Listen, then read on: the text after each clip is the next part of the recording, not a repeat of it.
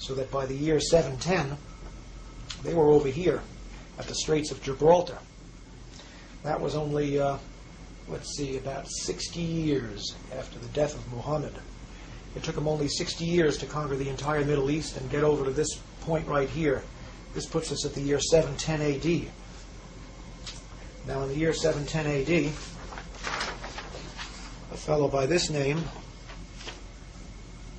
let's get him to stand up a little better, Tariq ibn Ziyad, means Tariq, the son of Ziyad.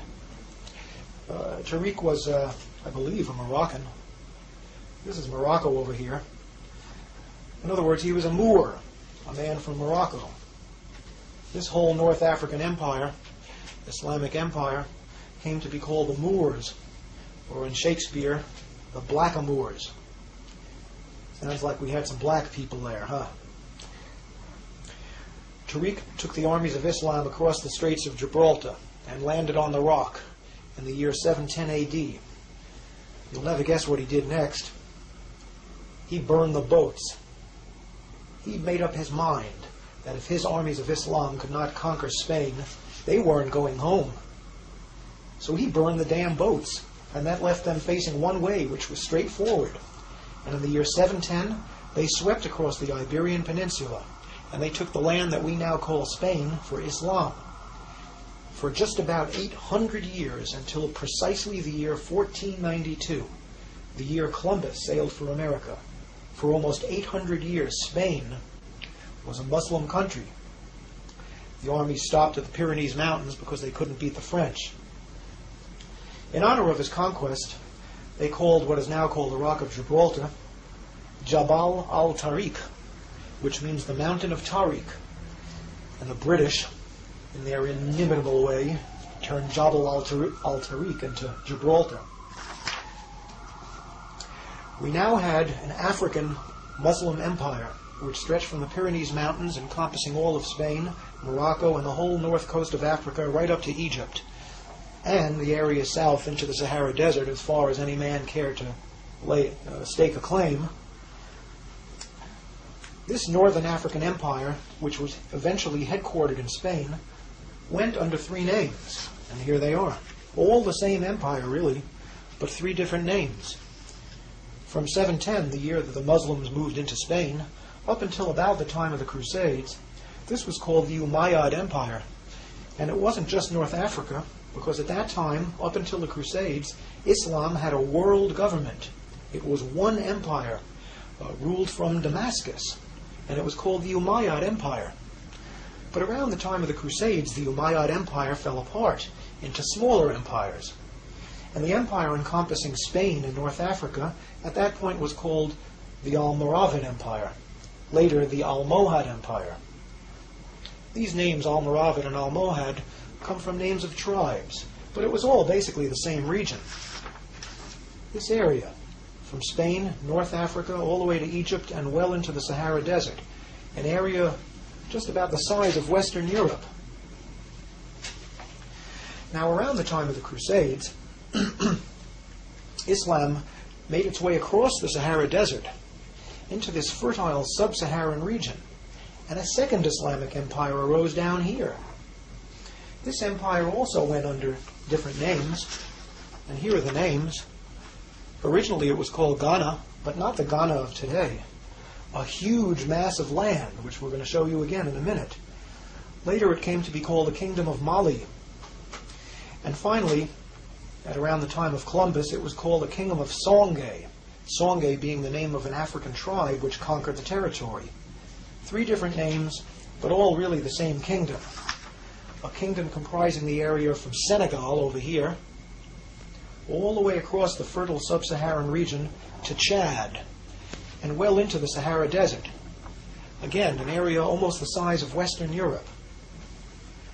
Now, I don't know if you can see it on your screen, but I'm pointing now to a river. This river flows from the mountains coming originally from Senegal, first east and then south. It's called the Niger River.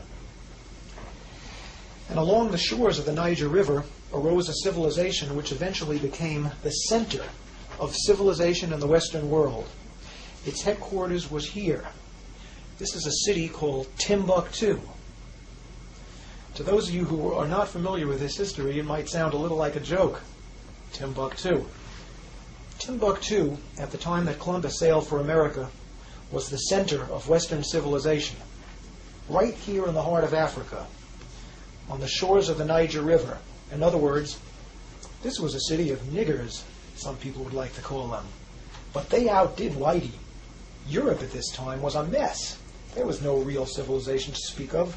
The Renaissance was just starting at the time that Timbuktu, down in the heart of so-called darkest Africa, was the center of world civilization.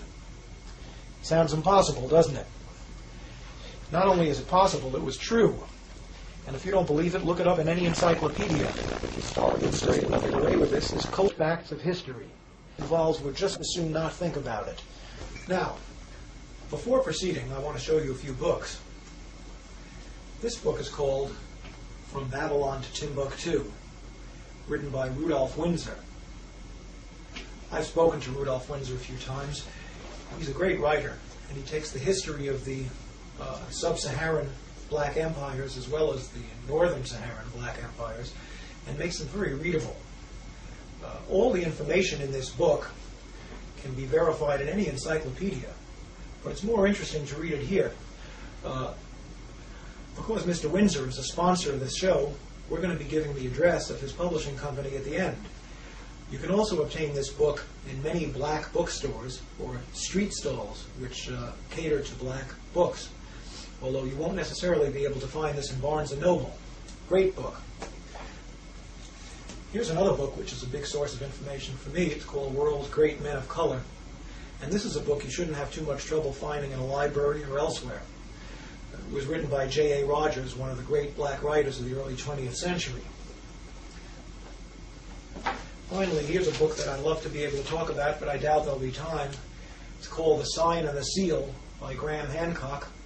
It was a bestseller for its genre not too long ago. It tells the story of the Ark of the Covenant.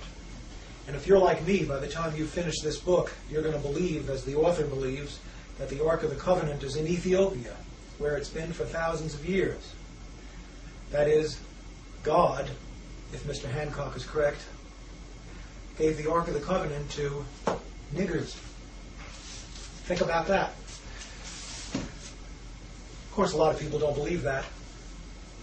I'm not 100% sure it's true myself, but I'm about 90% convinced. In any event, I don't think we're going to have time to talk about the Ark today.